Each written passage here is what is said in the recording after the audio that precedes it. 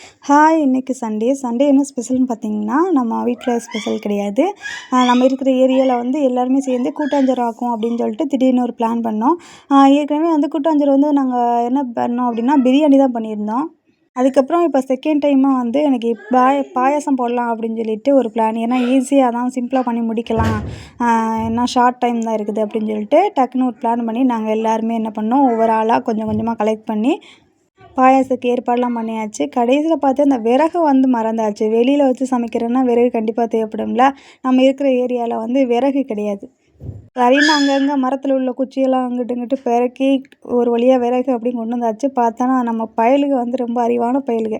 ஏன்னா பச்சை மரத்தெல்லாம் ஒழிச்சிட்டு வந்து வச்சாய்ங்க. சரி என்ன பண்ணுறது? அது எங்கேடா வேற வழி இல்ல அப்படிங்கிற மாரி ஆயிடுச்சு இன்னைக்கு. ஒரே ஃபன்னா தான் இருந்துச்சு. ஆளுக்கு ஒரு வேலை பார்க்கும்போது ரொம்ப சந்தோஷமா இருக்கும்ல. எனக்கு எல்லாருமே சேர்ந்த மாரி இருக்க ஏரியால எல்லாருமே ஒண்ணா சேர்ந்து இருக்கும்போது ரொம்ப சந்தோஷமா இருந்துச்சு.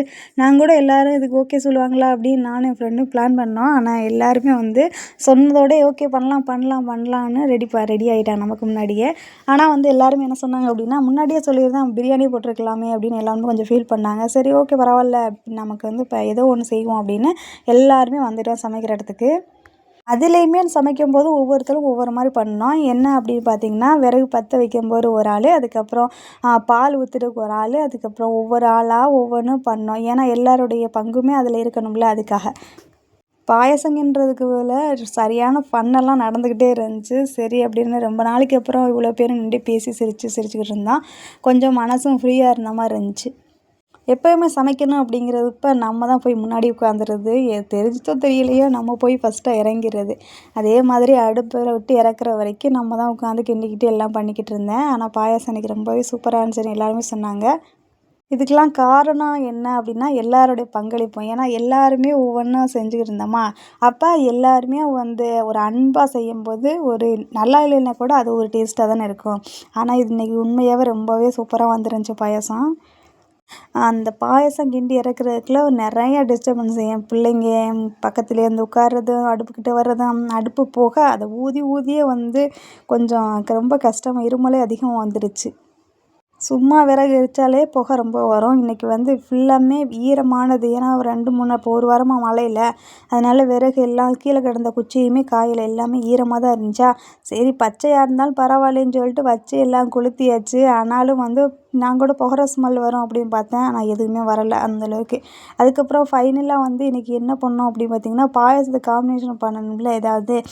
அப்படின்னு சொல்லிட்டு நம்ம வந்து அப்பளம் தான் வாங்கிட்டு வந்திருந்தோம். அப்பளம் வறுக்கிறதுக்கு சட்டி எடுத்து வந்தோமா, அதில வந்து நெய்யி, முந்திரி பருப்பு, கிஸ்மிஸ் எல்லாம் போட்டு வறுத்து லாஸ்ட்ல ஊத்தி விட்டாச்சு. என்ன லாஸ்ட்ல நாங்க வந்து நெய்யி கொஞ்சம் பத்தாம வாங்கியாச்சு. 2 பாக்கெட் தான் ரூ. 10 பாக்கெட் வாங்குனோமா, அது பத்தாம போச்சு. சரி ஓகே இருக்கிறத வச்சு அடிச்சு விடுங்கடா அப்படின்னு நான் கூட ஒரு மாதிரியா இருக்கும் பார்த்தேன். உண்மையிலேயே நல்லாவே வந்துருந்துச்சு. அப்பளம் தான் வந்து இன்னைக்கு சொதப்பிருச்சு. ஏன்னா வந்து நாங்க வந்து அப்பளம் வாங்குனது வந்து பெரிய அப்பளமா பெருசா வரும் அப்படின்னு எதிர்பார்த்து வாங்குனோம். ஆனா வந்து கடைசியில வந்து அப்பளம் ரொம்ப பொரியாம ஒரு மாதிரியா இருந்துச்சு. அப்படியே போட்டா எப்படி இருக்கும் அதே மாதிரி வந்துருச்சு. அது ஒண்ணு தான் கஷ்டம். ஆனாலும் வந்து கடைசியில அவ்வளோ அப்பளம் வறுத்து நமக்கு சாப்பிட்றதுக்கு ஒரு அப்பளம் கூட இல்லாம போச்சு. ஏன்னா பிள்ளைங்க சின்ன பிள்ளைங்க அப்படி இப்படி நெறைய பேர் நின்னாங்களா, அப்ப வறுத்து வைக்கும்போதே ஆளுக்கு ஒண்ணு அப்படி எடுத்து சாப்பிட்டுக்கிட்டு ரொம்ப ஜாலியா இருந்துச்சு. எல்லாருமே ரொம்ப ஆர்வமா அத எதிர்பார்த்துட்டு இருந்தோம். ஏன்னா, நாங்க 3 மணிக்கு பாயாசம் கிண்டலாம் அப்படின்னு பிளான் பண்ணோம். ஆனா, போய் அடுப்பெல்லாம் பத்த வைக்கும்போதே 3:45, 4 மணி ஆயிடுச்சு. அதுக்கு பின்னாடி தான் நாங்க சமைச்சோமா, எல்லாம் சமைச்சுட்டு அப்பளம்லாம் எடுத்து வச்சு அவங்களுக்கு எல்லாருக்கும் சர்வ் பண்ணிட்டு, அதுக்கப்புறம் நம்மளும் வீட்டுக்கு வரும்போதே மணி 6 மணி ஆயிருச்சு. சரி இதுக்கப்புறம் எங்க நம்ம சமைக்க போறோம் அப்படின்னு சொல்லிட்டு, நைட்டுக்கு ஏன்னா எக்ஸ்ட்ரா பாயாசம் இருந்துச்சு. நாங்களும் குடிச்சிட்டு எல்லா வீட்டுக்குமே நாங்க வந்து ஒவ்வொரு குண்டான்ல குடுத்து விட்டோமா.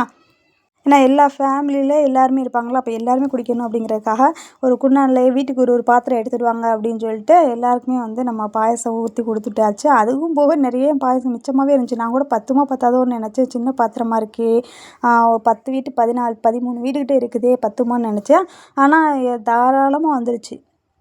பாயாசம் குடிச்சுட்டு இருக்கும்போதே எல்லாரும் சொல்லிட்டாங்க, இதுக்கப்புறம் எங்க நைட் சாப்பாடு இப்போவே நான் இதுவே வந்து போதும். இதோட எல்லாரும் போய் தூங்க வேண்டியதுதான் அப்படின்னு பிளான் பண்ணிட்டாங்க. சரி நம்மலாம் நமக்கு தேவையானதெல்லாம் கொஞ்சம் கொஞ்சம் எடுத்துக்கிட்டு நம்ம கடைசியா வர மாரி இருந்துச்சு. நம்ம தான் எல்லாருக்குமே வந்து பாயாசம்லாம் ஊற்றி கொடுத்துக்கிட்டு கொஞ்சம் பயமாக இருந்துச்சு. ஐயய்யோ! ஒரு ஆளுக்கு பத்தாம போயிருமோ! அப்படிங்கிற மாரி கொஞ்சம் பார்த்தே ஊத்துனேன். ஆனா எக்ஸ்ட்ராவே இருந்துச்சு. ஃபர்ஸ்ட்டே வீட்டுக்கு தேவையானதுக்குலாம் எடுத்து குடுத்துட்டோமா, அதுக்கப்புறம் மிச்சம் இருக்க எல்லாத்தையுமே நாங்க ஒவ்வொரு கிளாஸ் ஊத்தி குடிச்சுக்கிட்டு இருந்தோம். அப்பயுமே வந்து நெறையவே மிஞ்சிருச்சு. ஐயய்யோ! இதுக்கு முன்னாடியே நம்ம எல்லாருக்குமே கூட கொஞ்சம் ஊத்தி குடுத்துருக்கலாமே அப்படின்னு சொல்லிட்டு, ஒரு வழியா குடிச்சிட்டு முடிச்சாச்சு. ஓகே, நெக்ஸ்ட் வீடியோல பார்க்கலாம். டாட்டா.